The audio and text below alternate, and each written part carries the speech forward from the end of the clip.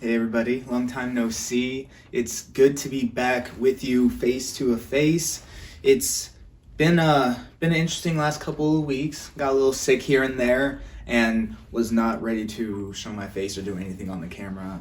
But we're back and coming through with another Why I Love. And this one is going to be on Andy Warhol. Now, Andy Warhol started off by just running some really great consumer ads and using the artwork talent that he had to make them more and more appealing to people as they were deciding what they wanted to drink, what they wanted to eat, what they wanted to wear. We're gonna get right on into it.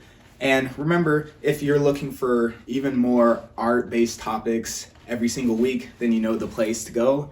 And let's get started.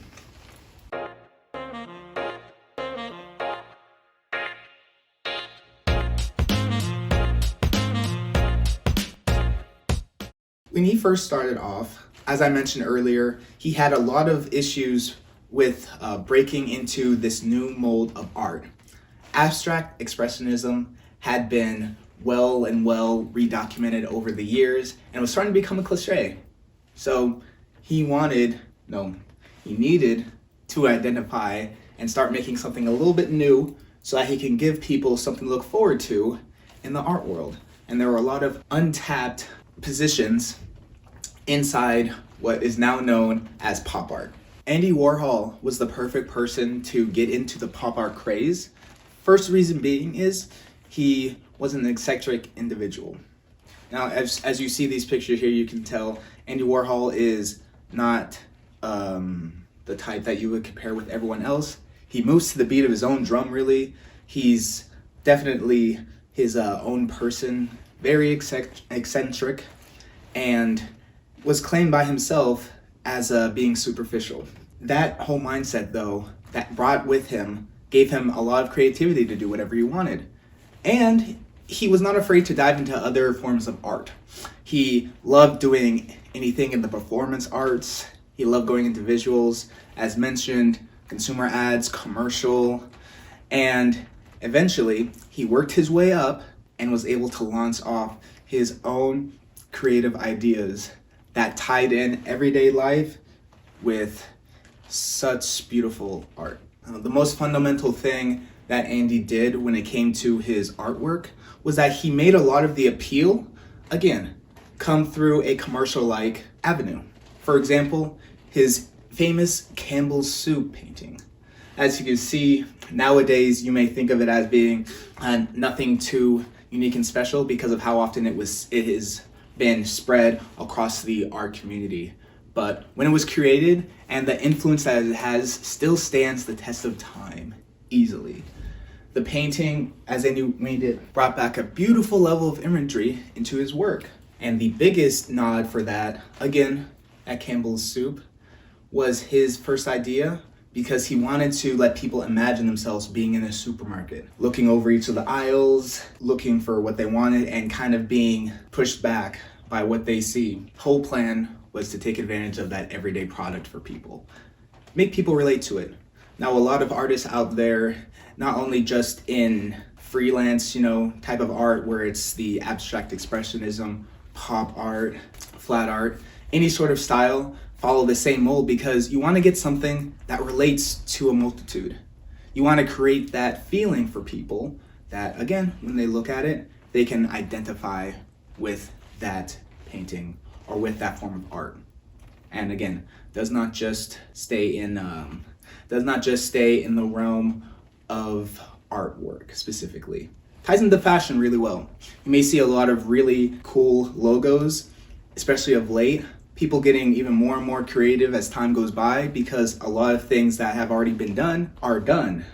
And you don't want to take anything from that, obviously. So when you get an opportunity to find something that's creative that also connects with people, you take it by the horns and you run with it. I'll show you some examples of an artist who did this. At the right-hand side of Andy, Jean-Michel Basquiat. Life was cut short, as well as Andy's, but you cannot ignore the impact this man had on that same genre that was started with Andy's work. A British artist who goes by the name Richard Hamilton commented on what he felt pop art is, and I couldn't agree more. It is a beautiful, expendable, and low-cost way to be innovative with commercial goods, to get something, again, that ties in to your everyday life, that you can have inside beautiful museums, and something that is like the most popular. One thing that pop art stands out to me is popular. That's why when he did the Marilyn Monroe, the golden Marilyn Monroe, it was such an iconic piece that so many wanted to get their hands on it. And that's not even the tip of the iceberg. There's another piece here that I'll show you up on the screen that got a lot of attention by Andy and is one of my favorites. If you're checking out the Pinterest video that I had made about a couple weeks ago, one of the biggest things that I had as far as my boards was a complete board dedicated to pop art. And that iconic Marilyn Monroe, the piece that was most notable for me through my pop art boards is his faces. Most notably, the one here with Marilyn Monroe, as you see those 4 sections.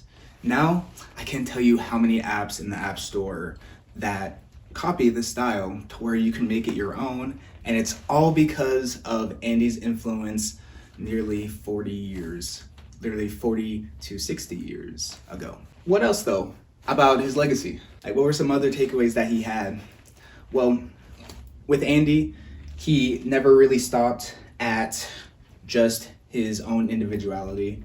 He really wanted to use the celebrity and the money that was in the celebrity game that he was oh so attached to, being in New York and then rising through the different levels of success that he had, to tie that in. Because one thing that people will never get over is celebrities. And they want to know more about them, they want to see them in different forms. So him taking advantage of that, the way that he did, is nothing short of spectacular. And I'm very happy to be able to embrace some of his work.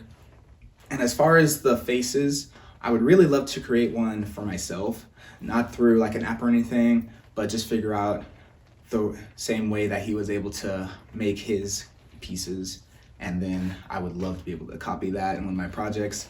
Too many projects going on, such little time for these projects, but it's what we do. Is what we do. But that really wraps up this episode of Why I Love Andy Warhol. The next one that we'll be going into is going to cover Jean-Michel Basquiat. Despite the shortness of his work, the impact was still so large. And how he was able to get inspired by Andy Warhol and create his own lane as well is nothing short of awesome and impressive. So again, appreciate everyone who's able to watch this video. Comment your favorite piece by Andy Warhol in the comments below. I love to see what you guys like by him. And in the description too, I also included some of the articles that we went over today, so you can use them for your own reference. And aside from that, it was great. We'll catch you next time. Like, comment, and subscribe to the video, and peace.